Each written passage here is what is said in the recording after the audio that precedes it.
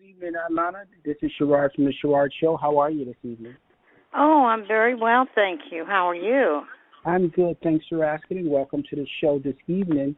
For those who are just tuning in, we're talking to the lovely Lana Rawls. If you do not know Miss Lana Rawls, she is the wife, the widow of the legendary Lou Rawls, one of the most soulful voices, baritones you ever heard in your life. And she has a very interesting story to speak about this evening, as well as her book, Love is a Hurting Thing. We're going to talk about that as well. So sit back and buckle up and enjoy my conversation with Miss Lana Rawls.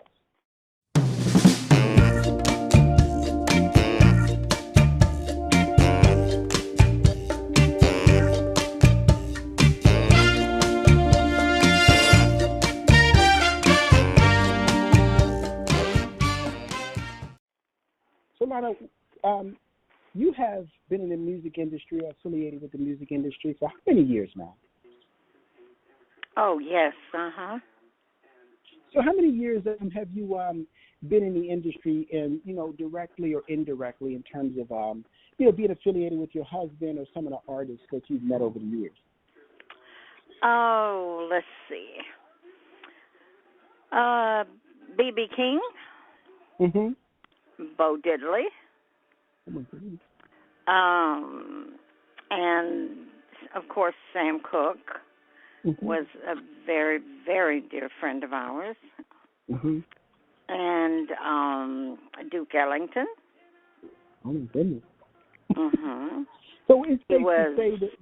safe to say that you've been pretty entrenched with some of the pioneers of soul music, blues music, as well as pop. Is that correct? That's correct. And I sure have. And what was it like being the wife of Mr. Lou Rawls, who has numerous amount of hits? What was it like? I'm sorry, my doorbell was ringing. Go ahead. What'd you say, darling? What was it like being married to the legendary, iconic Lou Rawls, the man with multiple hits, with a voice you'll never forget? Well, there were only three baritone singers. Mm-hmm. That was Lou Rawls, Barry White, and Isaac Hayes. Mm-hmm. It was phenomenal. Of course, I met Lou here in Houston, Texas, Mm-hmm. in the 1960s, Mm-hmm. and there's a whole story of that in the book, because at that particular time, black people were not even allowed, people of color weren't even allowed to be in Walgreens. Oh, in the 1960s. Wow. Now, is that where you met Lou Rawls? Yes, I met him here in Houston. Uh-huh. Now was it in the Walgreens, or where was it that you met him? No, but I'm just saying, when we started seeing each other, he came here, someone from Capitol brought him to Houston because he had done a song called That Lucky Old Son. Mm-hmm. It probably sold, sorry, Lou in heaven, probably 10 records, okay? But now that's no, it didn't sell, babe. It really didn't. So there was why? That's interesting, but why didn't it? Because Sam Cooke actually sang that song years later. The same song. Right, but Lou was unheard of. Lou was singing at the Pandora's Box in L.A., and Lou had not made it big in the field at all. Okay. So this producer that worked for Capitol, he was trying to sport Lou around because he was very interested in Lou. He loved Lou's voice. Capitol Records wanted, Lou to be shown here in Texas and stuff. Well, I was dating the owner of the Sidewalk Cafe. Mm-hmm. And, of course, Kenny Rogers. You were dating Kenny Rogers? Yes, I dated Kenny. Oh, my goodness. Then he was called with the Bobby Doyle Trio. Mm-hmm. Kenny played a stand-up bass. Bobby Doyle played the piano, and he was blind, and then they had a drummer. Mm-hmm. Mm-hmm. And they played all over here in Houston, at the dinner clubs and things like that. Mm-hmm. Now, what drew you to Lou? I don't need to ask what drew him to you, because I'm sure you're an absolutely beautiful woman. Even and just now, so many years later, you're absolutely gorgeous. But what was your draw towards Lou?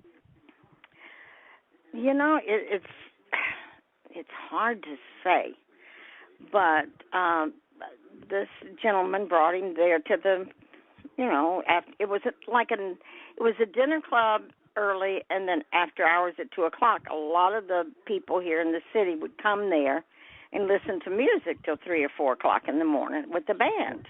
Mm-hmm. And so the producer had brought Lou in there, and the gentleman that I was dating that owned the place, Mm-hmm. Ralph Sadler, just fell in love with Lou's voice. Mm-hmm. And everybody was clapping and standing up and everything. So it was going to be my birthday in another month. Mm-hmm. And as a surprise to me, Ralph Sadler brought Lou back to town Mm-hmm. to sing happy birthday to me. Oh, my goodness. Well, now I see what drew you in. And as a result of that, he did sing happy birthday to me. And then Mr. Sadler got him to stay here. And for like a month and a half, he paid him, to work there, because Lou was just drawing a lot of people in there, and everybody just loved his voice. Mm-hmm. And Lou was, like from California, and he socialized with everybody. Mm-hmm. In the cafe. Well, it wasn't a cafe; it was a club. Mm-hmm. But the other band members would go in the back and sit against the wall.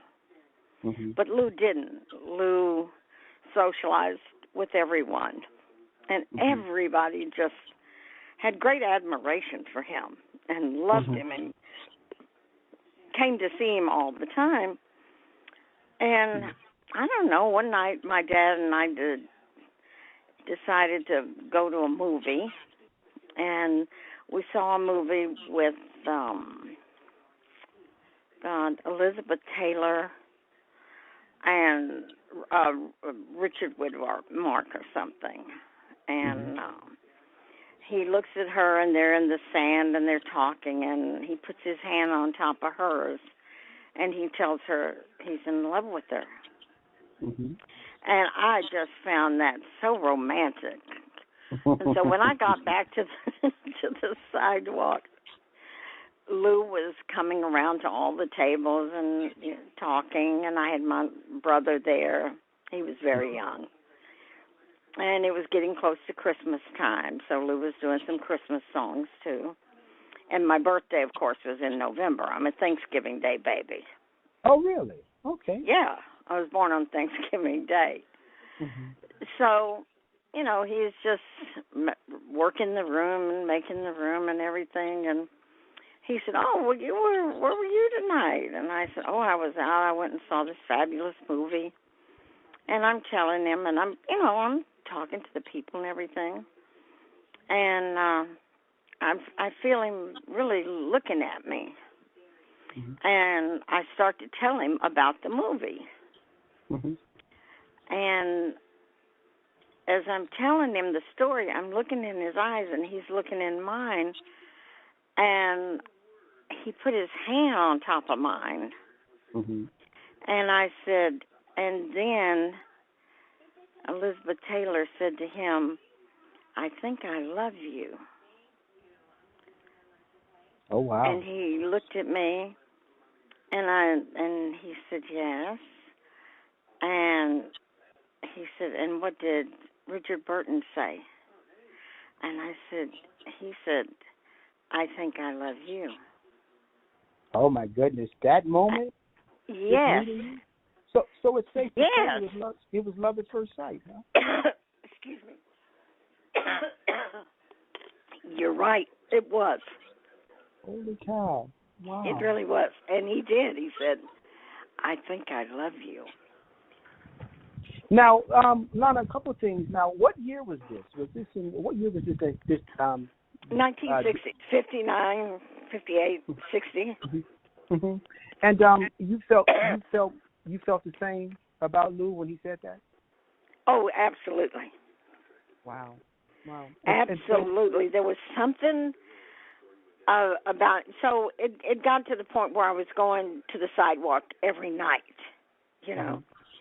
And one night, I had talked to Lou and told him that I had some friends that I knew, because I was a model too with Revlon, that I knew that was coming in from New Orleans, and at the Shamrock Hilton Hotel, and they like to usually have entertainment there. And I said, so if you'd be interested, you know, after your show at the sidewalk, you could probably pick up, you know, some great money there. And he said, oh, well, yeah, would you introduce me to the people? And I said, well, sure. And he said, well, when can we meet each other and do this? I said, well, as soon as they get to town. And he said, oh, okay. So a couple of days go by. Excuse me, I've got something in the air here. And so sure enough, I called him, and the people were coming to town, and he said, okay. He said, and I knew when I called him, I was purposely setting this up. And why do you say you're purposely setting it up? Because I knew that I was in love with him. And I knew he was in love with me. Wow. Now, let me ask you a question now. These audiences, I'm sure they're very captivated in what they're hearing now. And we are talking to the lovely Lana Rawls, who was married to Lou Rawls, the famous singer. Now, Lana, I know Lou knew in his mind he was taking a risk falling in love with a Caucasian woman back in the late 50s, early 60s. So how were you all able to navigate in the civil rights movement as well as Jim Crow time, etc.? Well, the band that was there had always seen me with Ralph, and of course then they got with Lou and everything, and Lou called me one night and we were talking. I gave him my number. And he said, Lana, he said, can I see you away from the club? I said, yes, you can. So he gives me his address here in Houston, and he was standing out under a tree. Now, this is 3 o'clock in the morning. And he said, can you come by and we'll sit in the car and talk? And I said, oh, yeah, sure. Okay. So he goes to work. I go see him at work, don't say a thing. And the group knew what was going on. They could feel it. And one of the guys was taking him home from the group, see. So they really knew what was happening. And so sure enough, I go and I meet him at 3 o'clock in the morning, maybe 3:30. And I'm driving over there. And as I'm driving, Lord and behold, cop cars are going around and around me with their lights on. Wow. And I'm like, oh, my God, because I was like in 4th Ward.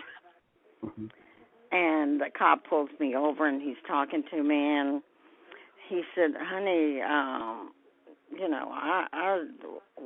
what's going on here, and so forth and so on. I said, oh, my God, I'm so glad to see y'all. And I put on this crying act. And I said, I was trying to get to Hobby Airport. And I got lost. I turned on the wrong street, and I'm completely lost. And they said, oh, honey, don't worry about a thing, because I had very long blonde hair.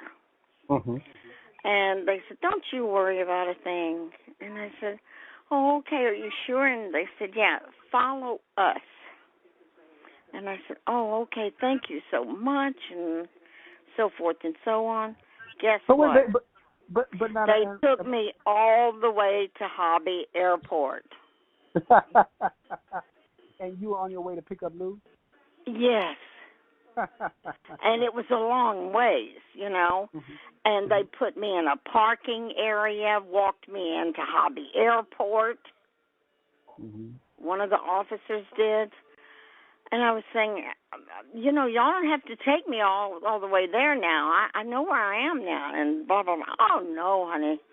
You know, at 3 o'clock in the morning, it's too dangerous to be out and about and all that. So sure enough, I got upstairs in Hobby Airport, the airport, and I called Lou. And he said, where in the world are you? And I told him what happened. And he said, well, get in your car and come on.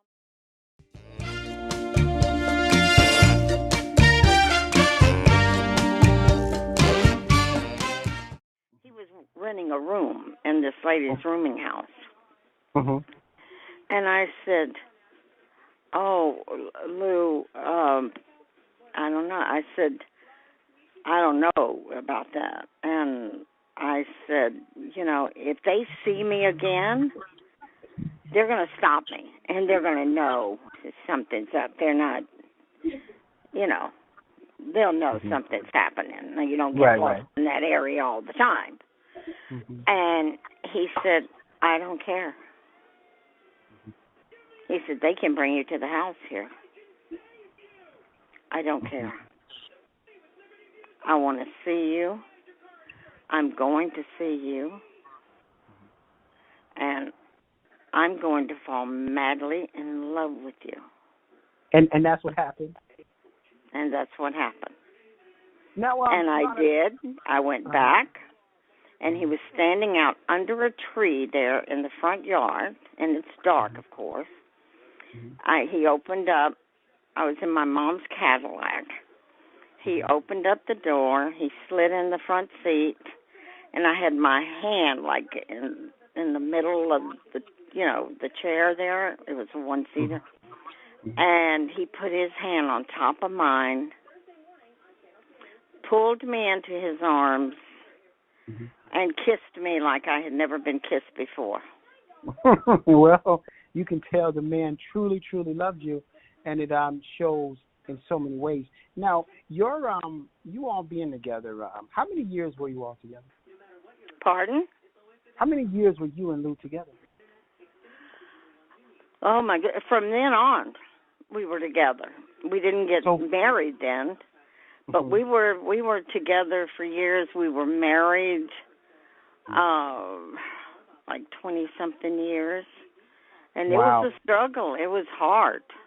Now, what made it such a struggle? Is it because of the racial, the race difference? Now, what are some of the experiences everywhere you had that we went together, like when he left Houston, he was going to Cleveland, Ohio, to work.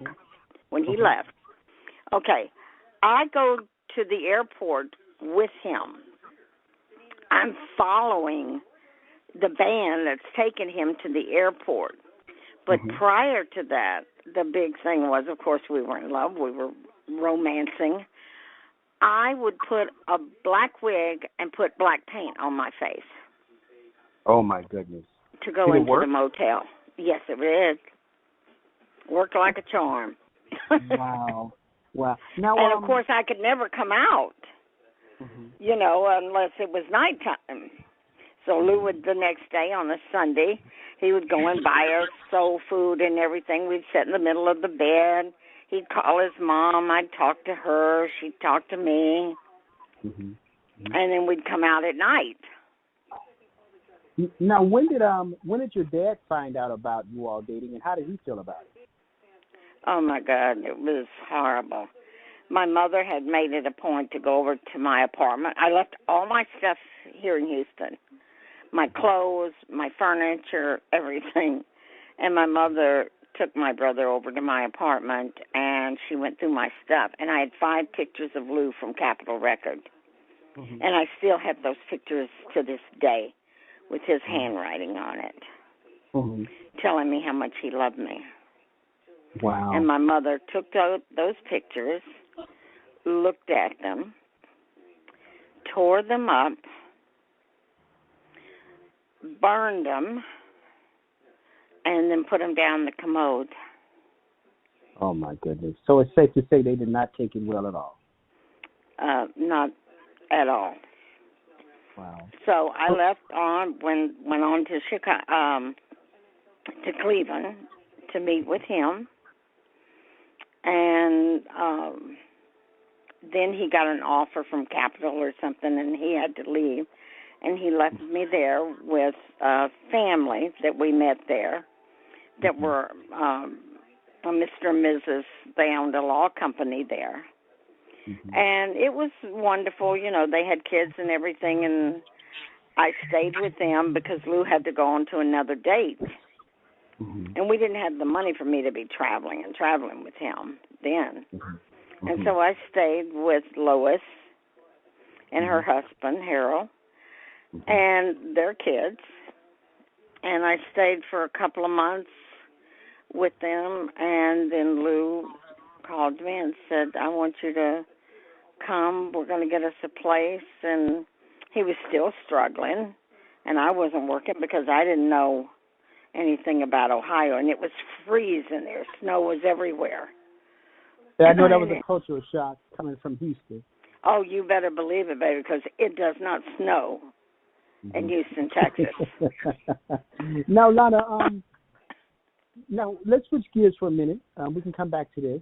But what year did you first meet Sam Cooke? Oh, let's see. I met him at Capitol probably 3 years after I was with Lou, because Lou was traveling a lot then. And one night Lou was recording in Capitol, and I was there. And so was Joe Glazer, who discovered Saxmo in Louisiana.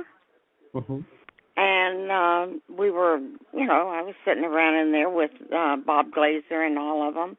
And Sam was in there, and they were doing a recording. And, you know, I walked in there, and Sam was there. And he embraced me and, you know, the whole 9 yards. And he said, well, Lou was right. And I said, oh, you're so nice. And, of course, you know, my heart is beating 1,000 miles a minute, too. So like anybody else. You heard a lot about Sam before you met him? Oh, my God, yes. Oh, yes. And his son had, you know, drowned. And there was a lot of sadness going on. Right. But Sam was wonderful. And him and Lou would play and have to do the song again and again. And then Lou would be singing to me. And then Sam would say, well, let me sing to her, too. And everybody in the whole studio was just laughing, you know. And Bob Glazer was there. And it was just fabulous. I mean, it was an air of... Nobody could believe it. It was very light. Him and Sam were kibitzing together and kind of pushing on each other. And Lou would say, don't get too close to my woman. And Sam would say, okay. And he'd say, when did you hear about me? And I said, I was dancing to You Send Me when I was 15 years old. Oh, my goodness. And he said, oh, my God, then we got something to talk about. I said, no, we don't have nothing to talk about, Sam. He was so nice. His humility and everything was incredible. Wow. And now, then, of course, he, you know, they saw each other all the time. And then he came to our house. And he would come and go in the refrigerator and do everything as if he lived there? Oh, yeah. He made him a sandwich. And would get him a beer because Lou had done this commercial for Country Club beer. And so he had been to the dentist, and he came by our house on Gramercy Place. That was our first house at 2120 South Gramercy Place. And Lord and behold, I went to the door, and he knocked on it, and I opened it, and Lou was there, and he said, "Hey, man, what's going on?" And Lou and Sam were sitting, in the living room, and there was a big plate glass window there, and then the pool. And Sam said, "Where is my godson?" Lou Jr. was a year and a half old, maybe going on kind of 2. And I said, "Oh, let me go get him." And which I did. I went in the room and changed his diaper and got him. And I brought him out a little T-shirt. And any other time Sam would come over there, or he'd see Sam would play with him. And he would laugh and shake stuff and everything else. And I brought Lou Jr. in and went to give him to Sam to sit on his lap. And when I did, Lou Jr. was hysterical. Now, Lana, this was on December 11th, 1964, the night Sam Cooke got killed. Is that correct? Yes. And you're saying that normally Lou Jr. would go nuts when he saw Sam. So happy. Oh, he loved him. Yeah, he loved him. He knew, I mean, didn't know he was his godfather, but he loved Sam because Sam would get down on the floor and play with him and roll a ball or whatever. And Lou Jr. was hysterical, kicking, clawing, and everything. And I'm standing up. Lou was sitting in the other chair close to Sam, and he said, "Son, what's wrong? What's wrong?" And Sam's just looking at Lou Jr., and Sam's trying to talk to him, and Lou's trying to talk to him, and I'm just standing there, my God, what's happening? And then Lou takes him. Lou hands him to me, and I take Lou Jr. back into his room.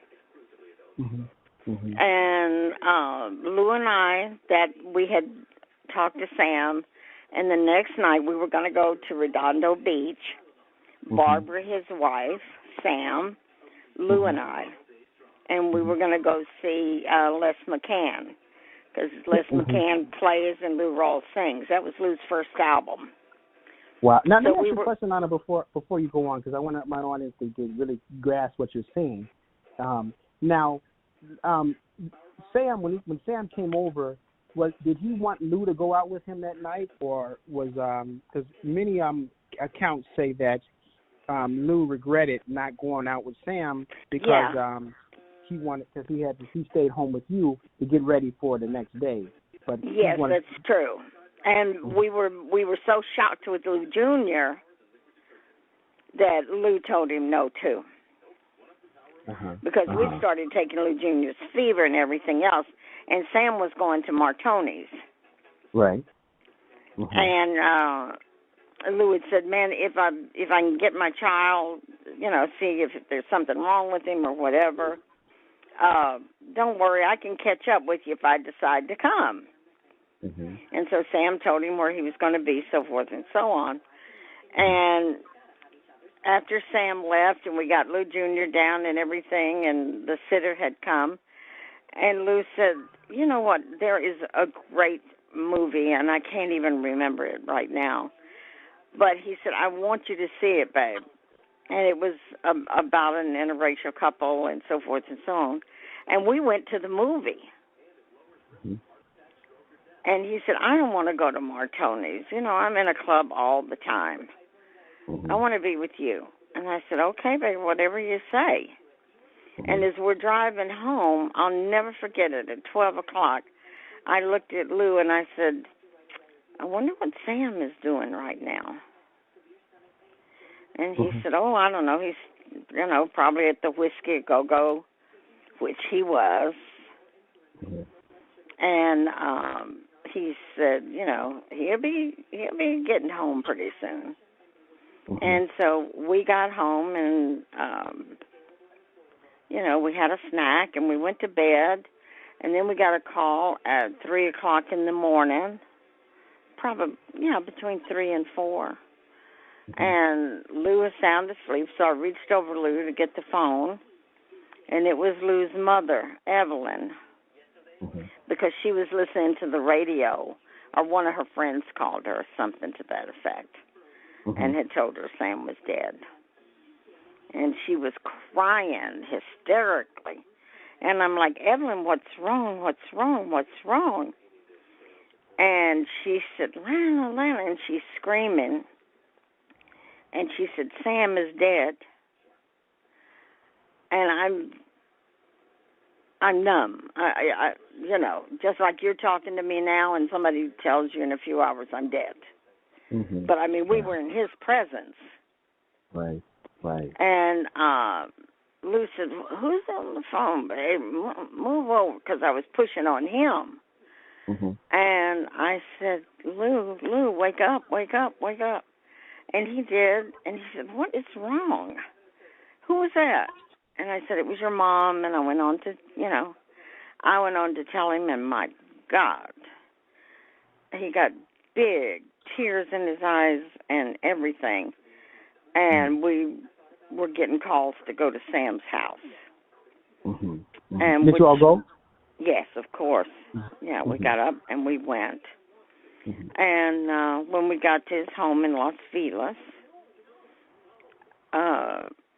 it was full. J.W. Alexander was there. Barbara was screaming, you know, and they'd called a doctor. A doctor was walking through there giving people, you know, anything to keep them calm. I mean, the whole house was hysterical. The kids, everything.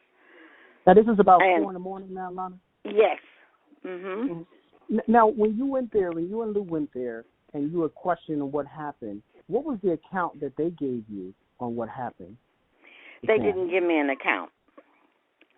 She said she had him there. She didn't have to kill him. Oh, wow. That was what Barbara said. She had him there. She didn't have to kill him. Well, then by then it's breaking news, and this is a cheap dive motel. This is where the truck drivers went. You know, out on a crummy. Yeah, it was in Figueroa. Yeah, I know. That it was a, you know, that motel, actually. It wasn't even a hotel. It was a motel. Yeah, it was a motel. And the thing is that, place. Yeah, and Sam would never be anywhere like that. But you know, you said something very interesting that BG also wrote in her book, The Redemption of Sam Cooke, where she was saying that Barbara was making statements like, you know, she led Sam there or set him up there and stuff. And based upon what you just said, it kind of seemed very odd that she said they had him there. Why he didn't have to kill him? That's a very strange statement, don't you think? Yes. Yeah. What do you think she meant by that? Well, you know, come to find out, she was talking about the Oriental girl, because we didn't know any of this at the time. Our concern was just trying to get to her and to make sure, and JW's calling us. Everybody's calling, you know, Lou, get here, get here, get here. Because, you know, they all grew up in Chicago and everywhere together. Right. But so when, you know, and when Barbara had his music playing, it was so loud you could have heard it 5 miles away in her house. Oh my goodness. Yeah, I mean, it was so loud. And then they were pouring the drinks, and she was, you know, getting a little tipsy. And then the crying started, and then more people were coming and more people were coming. And I excused myself because I wanted to cry like a baby, too. I excused myself, and I asked to go to, you know, to the restroom. And she said, oh, yeah, she said, go in my room. And she said, go in Sam's bathroom, which I did. And when I went in there, every scent of him, like I went to wash my hands and wipe them on his towel, and it was just like he was standing there. Oh, my goodness.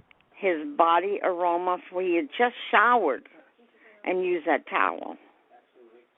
Wow. And my heart was just dying, just breaking. Wow. So, now, Lana, as time went on in the night and then the next day, as you were gathering more information about it, what did it look like actually happened? We know what was reported in terms of the death of Sam Cooke and the murder of Sam Cooke, but what actually was, as you put the pieces together, what conclusion did you and Lou come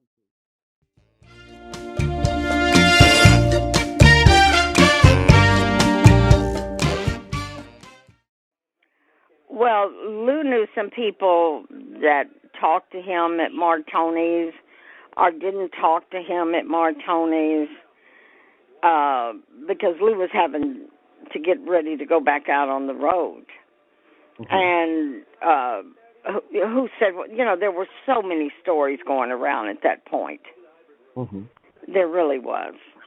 And Lou was just so distraught because you got to remember, years before them, when Lou and Sam were singing the gospel together, they were in Tennessee, and they were going to a show, and they were going over a hill, and they were in a convertible, and the chauffeur, the man driving, not the chauffeur, but one of their guys was driving, and they kept asking him if he was sleepy, and he said no. Well, they ended up going under an 18-wheeler from the fog. Wow. And Lou's head was cut open from the front of his forehead all the way down to his neck.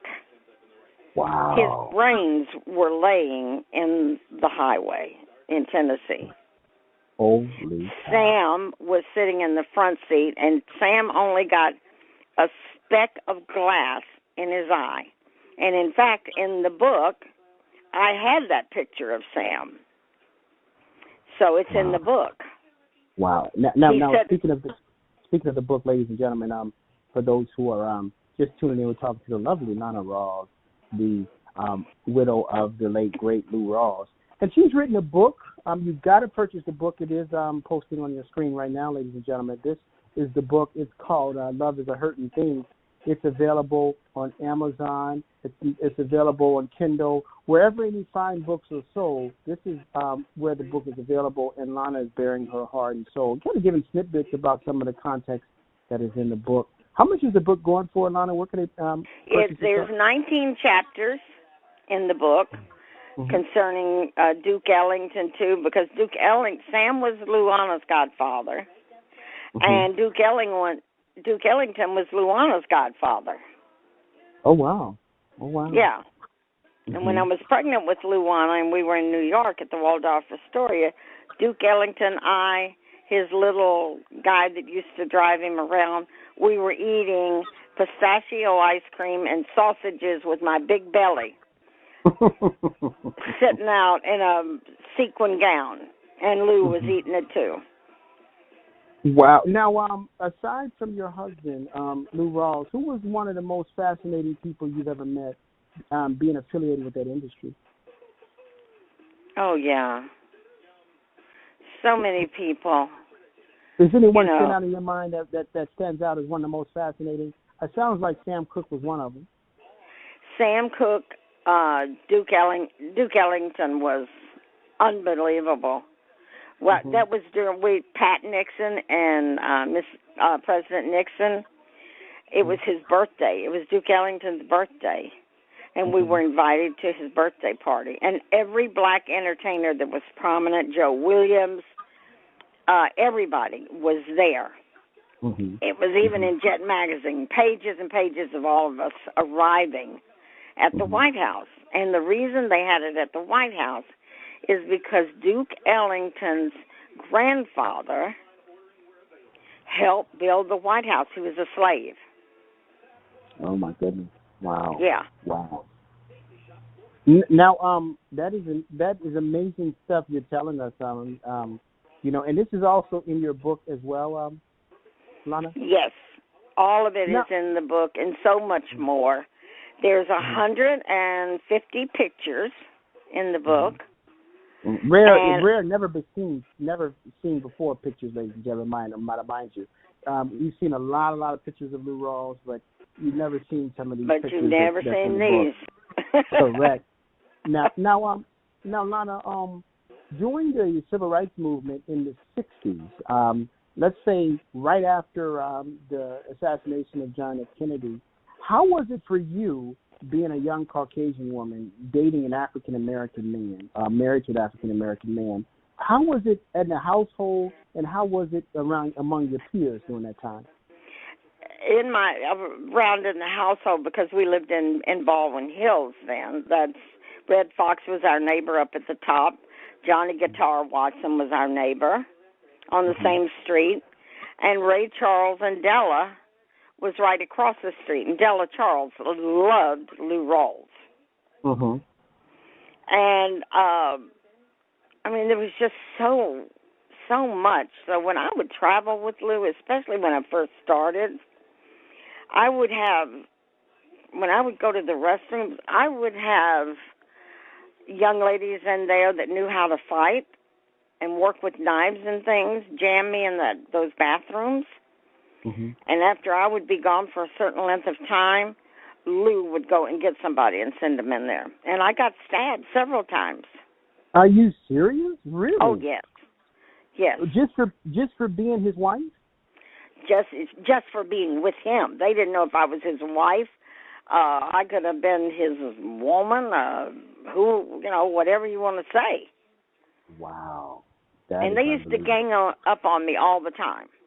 It got to the point, the more popular that he became and famous, it got worse. Wow. So how did you deal with that, Lana, knowing that that is the mentality of the ladies? Well, I was just very nice. I ended up owning a black club here in Houston called Ebony Lawn. Mm-hmm. And it was incredible. Mm-hmm. Me and my girlfriend and Giovanni, we had this club, and I used to work it every single day. And I just said, you're not going to rock my world. Of course, wasn't with Lou then because we had filed for divorce, because nobody wanted to leave. Nobody wanted us together. No one wanted any peace for us. Lana, that was a struggle, but it was mainly because of you being white and him being black. That's the main reason why they fought against it? Yes. And I was Miss Revlon. I was Miss Del Rio, Texas. Mm-hmm. So did it put a lot of unnecessary stress on the marriage because of that? Oh, God, yes. Mm-hmm. Oh, yes. Mm-hmm. And how did Lou deal with it? Well, Lou being the man, how do a lot of men deal with it? Mm-hmm. Well, for men, a lot of times we don't really look at it that hard because, if we love that woman, it comes with the territory. So it's not even a big deal. I'm not going to let anybody, I know how I feel, and I'm not going to let anybody affect that. That's how we typically look at it. Now, I understand this is the 60s. This is a brutal time where, they just see you even talking to one. No, because, that's what got Emmett Till killed. Back in 1955, the fact they said he whistled at a white woman. So for a black man in that period to be with one, I know he was asking for hell on his hands, and I understand that. But love conquers all. Right, but you know what, Rod? When Lou had this accident with Sam, it was then told, and there's a picture in the book of Sam, Lou, and Barbara walking up one of those ramps going into the plane. Mm-hmm. Those roll-on ramp things. Right. Lou has his hat on. Lou didn't even know who he was then when they got him because the hospital did not want to treat Lou. And Sam was paying them in Tennessee to take care of Lou. Oh, wow. And he didn't want to leave Lou in that hospital. When Lou walked up on that plane with Sam and Barbara, he didn't even know who he was. Lou's brains, practically all of them, were left in the Tennessee highway. Oh, my goodness. How did he survive? And it caused Lou to become very... He got angry very quickly. He could take something you could say and it wouldn't be, he wouldn't see it that way. It was hard. Wow. But I loved him. He was the love of my life.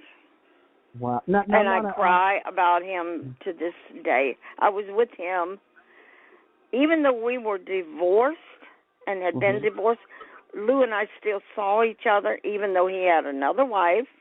I would go wherever he was, and when my daughter got him out of Mexico because his third wife stuck him down there for cancer treatments on hot rocks, it was bad. I mean, I got on a plane and I went and stayed with Lou a month and a half before he died. Oh, my goodness. I never left the room. Never once did I leave his room. Oh, my goodness. Wow, that's love.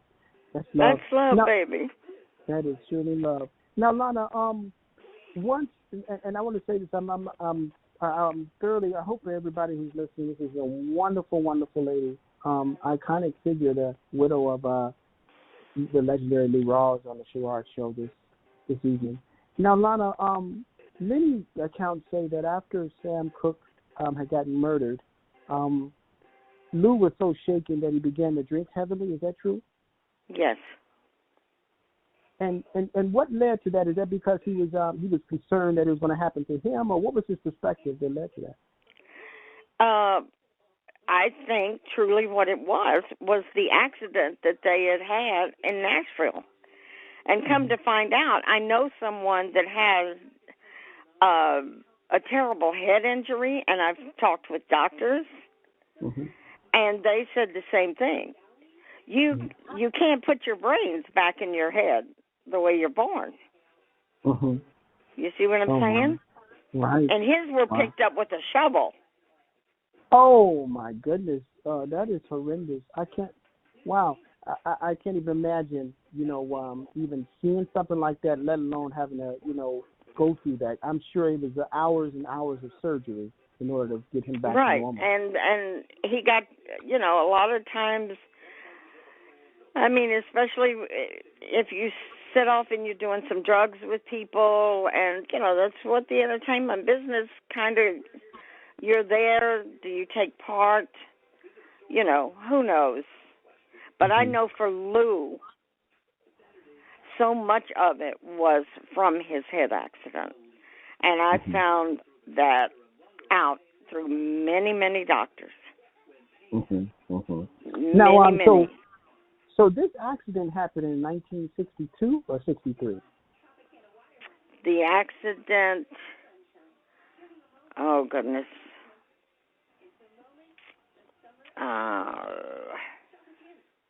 No, I think it happened before then. Okay, all right. Now, so Lou had to take medication the rest of his life after the accident? Lou wouldn't take it. Really? What was the reason? He just didn't want to take it. He didn't.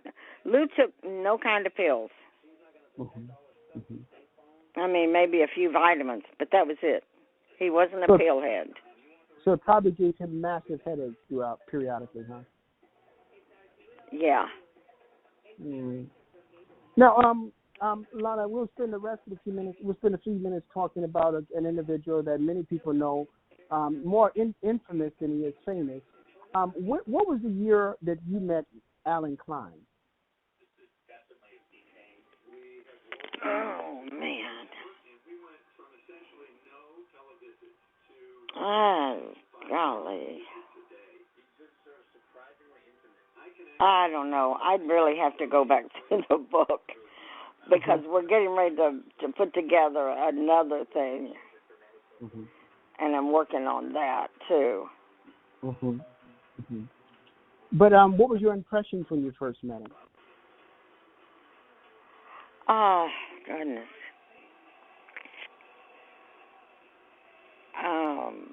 They varied. So many times when you're in that business, you meet somebody one time and they're one way.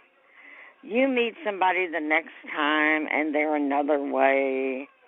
And we'd go up to Sam's office, and J.W. Alexander would be up there, and people would be hanging out.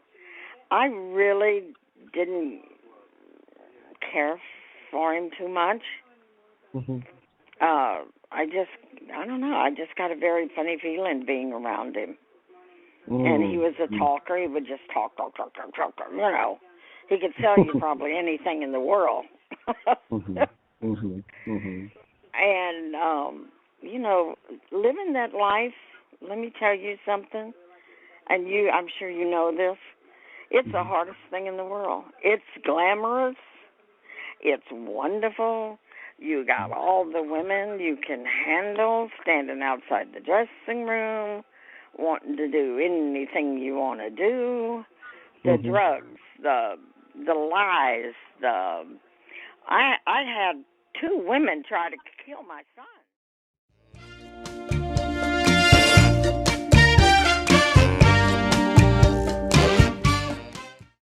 That drove Lou up, Jr.? literally, yeah, Lou Jr. What was the reason behind that? They were seeing Lou, and one of them wanted him so bad, she felt like if he lost his family, that... Oh, that's insane. Yeah, under the orange tree. We had an orange tree. Yeah. Oh, and wow. she drove up and almost hit him on his little tricycle. And Paul Mooney knows this story because I was looking for this girl. And somebody from HB's office, HB Barnum, called the house because, you know, to contact me to let me know that the girl was at HB's office. And I jumped in my car and took off like a bat out of you-know-where and got there, and Paul Mooney was sitting out in front of HB's office on like a step or something, you know, and the guys were sitting around talking. And he had a big, tall 7-Up bottle. And he had finished it. And I walked by and got it and said, I'll buy you another one. And I busted it on the sidewalk there where he was sitting and walked in there. Wow. And they got her out the back door. Wow. Because I was going to stick it in her neck and cut her. Wow. That's we're talking about my child, you know? That's correct. That's unbelievable. That's going way, way too far. That's a fanatic. And you just don't know. It was. Did they press charges against it? No, because she just flipped. She went somewhere, and one of God knows only who put her somewhere, and you know. And I sent a message out, and I said, "Honey, don't mess with my kids. You know, don't mess with my children." Wow. It was hard. Wow, Lana, you're a very, very special lady. I'm so glad that I have an opportunity to sit down and talk on the Sherrod Show. I got 2 more questions for you, maybe 3, and then we'll close it on a good note, if the Lord say so. Now, Lana, what did you know about how did you like J.W. Alexander, Sam Cooke's manager? Yeah, I think there's a picture of J.W. in the book too. We were at a party. I had cooked I don't know how many gallons of gumbo in a pot that was bigger than the stove, I think. And we were having a little party because J.W. was becoming Lou's manager. And there was a lot of little idle talk. You know, you always hear snippets of things, you know. But I tried to do my best. I didn't want to be that part of it. You know, I was a wife, a mother, and there were so many places I didn't go with Lou because, you know, when we first got together, I mean, I couldn't travel with him because even in Cleveland, Ohio, when I flew to Cleveland to be with him, the hotel, I had a room, he had a room in another hotel, okay? He got there before me. This is when he left Houston, and then I gave up everything I had here, and I went there. Do you know that we ended up suing those hotels from the family I lived with because they were lawyers? Because they would listen in on our telephone calls and called me a whore and him a pimp. Oh, my goodness. Oh, Wow. you have no idea. I have the clippings from the newspapers. But now, this is a question I'm sure that many want to ask, and this is just a question, Lana. So, you loving Lou so much, which I can have no doubts about, what caused you to divorce him, or you ought to get a divorce? Being unfaithful. I couldn't be the kind of wife I wanted to be because there was one girl that claimed she was a mobster's daughter. And everywhere Lou went, all of the band members, if Lou got on a plane, the girl was on the plane sitting on his aisle. Okay? If when he got to the hotel, she'd have the suite next to his. Oh, my. And this went on and on and on. And finally, the band member, one of the wives, called me. Now, you got to remember, I then was 5.5, 6 months pregnant with Luana, and I'm talking about a big baby. And she called me and told me, she said, Lana, all the band members are scared to death that if Lou doesn't do what this girl says, who she is, because she is a mobster's daughter, she's going to have them killed. Okay, I got off the phone with her. I was on the phone with her all day. Then the mobster's daughter literally called my house, and I was on the phone with her. And I told her, honey, can you excuse me, please? And you call me back in about 4 hours, or call me back tomorrow, because I've got to go to the doctor. I said, you know I'm pregnant. And she laughed and said, yes. She was pregnant, too. Oh, wow. Okay. Oh, wow. I hung the phone up, got BB, our housekeeper that was with us for years and years and years and years, helped me. I went to L.A. airport, put a big bag in front of me, a beige handbag, and had my fur on, and had the gun inside my purse, and got on the airplane. And Lou was in Washington at an outdoor theater. And HB was jumping up and down, and the band members were playing and everything. I got into a car. They drove me over into this part of Washington where they were. And I got out. I walked up those tiny stairs. I went and checked out his dressing room first. And I made it up the stairs, because I'm talking about I was huge. I had a 9-pound, 22-inch daughter. Oh, my goodness. Yeah. It looked like I was going to have twins. Now, Lou he was in Washington, D.C., or the state of Washington? Yeah, he was in Washington, D.C. I don't know, the furthest one from Houston. That I remember. Washington, D.C. I mean, I was on the airplane for 6 hours. Swelling, hands, feet, everything. And, but I was standing on the side of, he would walk off on that side. And HB is directing and everything. Well, then HB backed up on the stage and turned, and he saw me.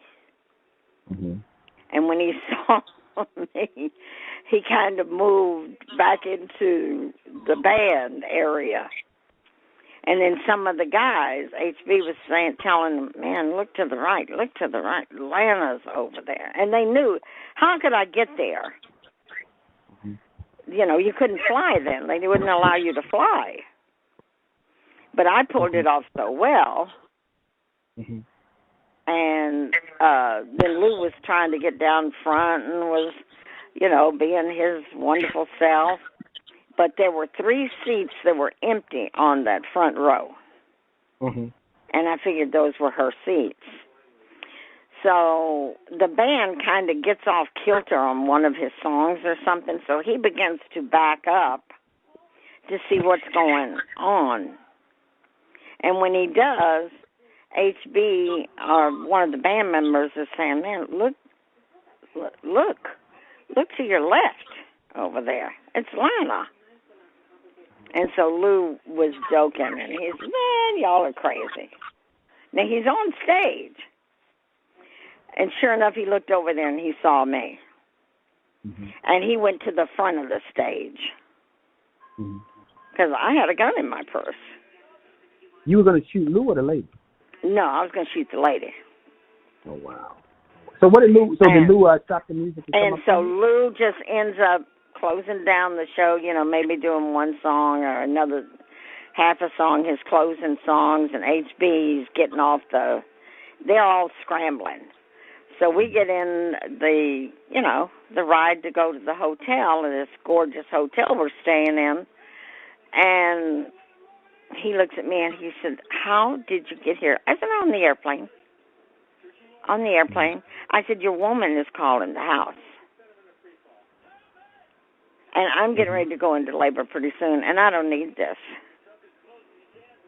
And he said, oh, my God. And I said, We got in the room, Sherrod. It wasn't 2 minutes, and the phone rang. This girl knew every single step Lou took. Oh, no. And it was her. And he said to her, he said, you know what? I don't think you want to stay on this phone because you'll never guess who I have sitting here in my room. And she said, well, I hope it's not another woman or something to that effect, you know. And he says, it's my Lana, my wife. She said, Lana's not here. I've been on the phone with her all day. And he said, honey, I hope you ain't in that suite across the hall. Because she's sitting here with a pistol laying out on the table. Oh, my goodness. Wow. And now, I just raised my voice. Wow. Lana, it's so much more I want to talk to you about, but I don't want to give my audience all of everything away in terms of the book because they won't buy it. So they have to buy the book. You all have to buy the book. Love is a Hurting Thing. Now it's written by you and B.G. Rule. Is that correct? Right. And it's an absolute wonderful book. Purchase it on Amazon or where any fine books are sold, where every fine book is sold. I'm speaking to the lovely Lana Rawls. If you haven't heard what we were speaking about, you missed a treat. Now, one last thing, Lana, where can people find you on social media? Where can they locate you? Leave a comment about your interview, ask questions. Where can they be located? I'm on Facebook. Under? No, Lana Rawls. Good. Okay. Great. Lana, thank you so much for being a guest on the Sherrod Show. I so appreciate that. I hope you can be able to come on and do a part 2 interview with me as well very, very soon. Is that okay? I sure will. Thank you so much, Lana. I'm so happy that we got together to do this. Me too. I've always been a fan of your husband, and now I'm a fan of you. Lou Rawls Jr. was also a guest on the show with David Ruffin Jr. Last year, and I really enjoyed them as well. And I want to thank you again, and thank you all, our audience, for listening in. You will be able to see this broadcast again in another week, where you can be able to also inquire about Lana Rawls. I'm Sherrod. And when we come back on our next episode of the Sherrod Show, we've got a very, very special guest that's going to be on. Mr. Sonny Cool is going to be on the Sherrod Show next. I'm Sherrod. Have a great evening. We'll talk soon.